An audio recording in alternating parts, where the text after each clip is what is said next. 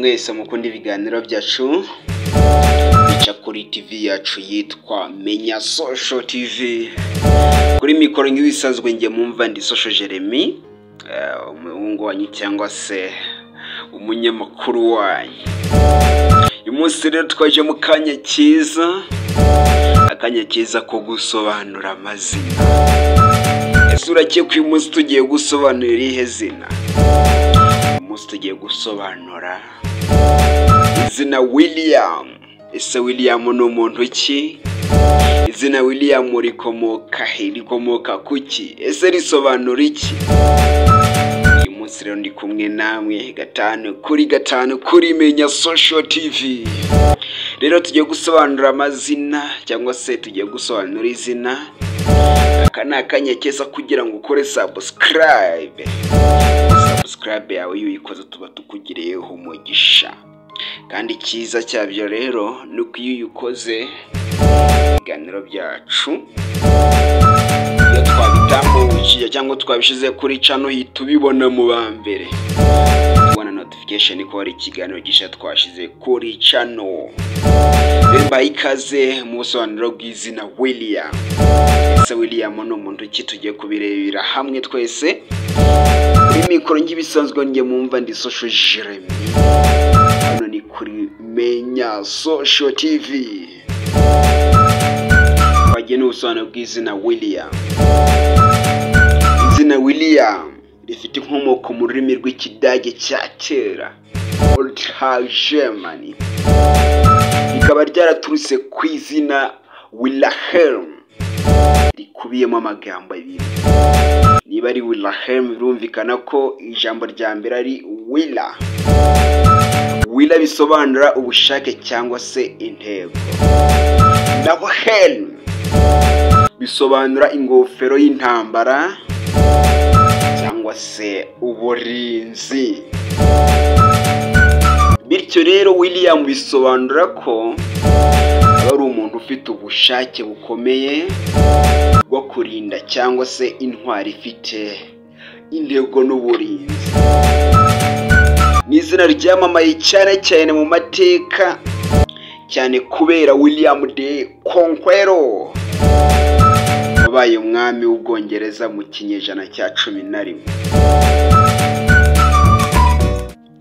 Mu rwego rw'imyizerere spiritual meanings cyangwa se spiritual meanings, izina William rihuzwa kenshi n'abantu bafite imbaraga z'umwuka wera, spiritual strength, ndetse n'ubuyobozi.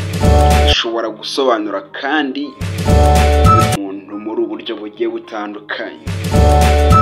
William bishobora gusobanura umuntu ufite intego ikomeye mu buzima, cyangwa se umuntu ufite umuhate n'ubwenge bwo gufata ibyemezo bikomeye. William aba ari umuntu ufite kamere yo kurinda abo akunda nka gisirikare cyangwa se umurinzi w'umuryango. William birumvikana ko ari abarinzi b'umuryango. Sinzera niba na William wacu ari umurinzi w'umuryango azaba bimbwira. William kandi akenshi n'abantu bahindura ibihe bakoresheje ubushishozi n'ubuyobozi. Byumvikana ko William cyangwa se izina William aba ari abantu bakunze kuba ari n'abayobozi.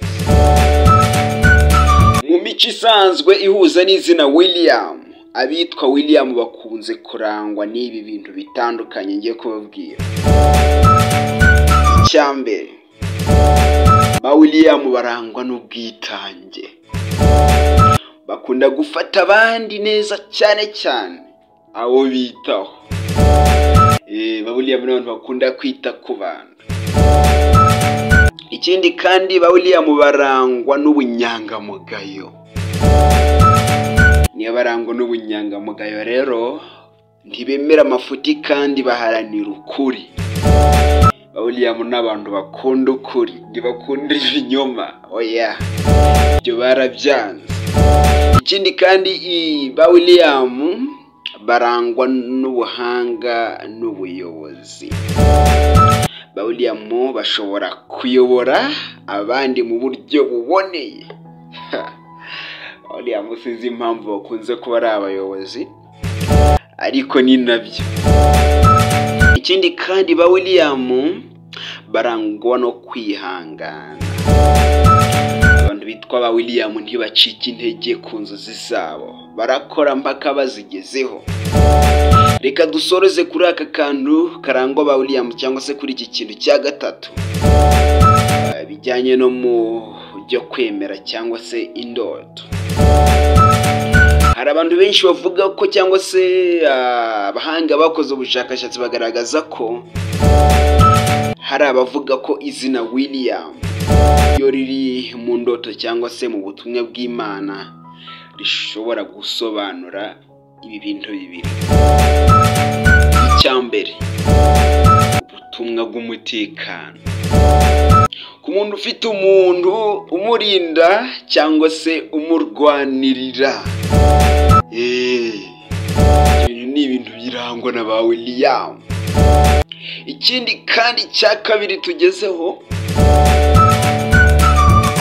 mu byo kwemera cyangwa se indoto, nanone icya kabiri ni umugambi wo kurwanya ikibi. Akaba ari cyo kintu tunagiye no gusorezaho, kugaragaza ko umuntu afite inshingano zo guharanira icyiza. Ibi nibyo birangwa ba William. Bakunze kubigaragaza cyane cyane, bakunda ko umuntu arenganwa. Ibyo barabyanga cyane. Ba William n'abantu barangwa n'ibyiza, ni abanyembaraga, ni abayobozi mu byo bakora byose. Ese nawe ko dusoreje ahangaha ni byinshi, ariko reka tuba dusoreje bitewe n'igihe cyangwa se mashaka kukibatwara cyose. Ndabizi muba mwigomye, mukanyumva, mukadutega amatwi, mugakunda ibiganiro byacu, ndetse mugakora na subscribe. Gusa mbere yuko ngenda, reka nkwisabira ikintu. Niba ushaka ko twazaya gukorera izina cyangwa se twazaga ubusobanuro bw'izina runaka, duhurire muri comment unatubwire uko wumvise izina William. Ndabashimiye cyane, kandi mbone yo gusuza William Danny Orest, umuvandimwe wanjye tuvukana. No umwana ufite inzozi zo kuzaba umunyamakuru. Rero ndagushikaza kuzaba umunyamakuru mwiza, rero ukazavamo n'umuntu w'umuyobozi. Turabakunda cyane, mukomeze mugire ibihe byiza. Na Social Jeremy nk'ibisanzwe.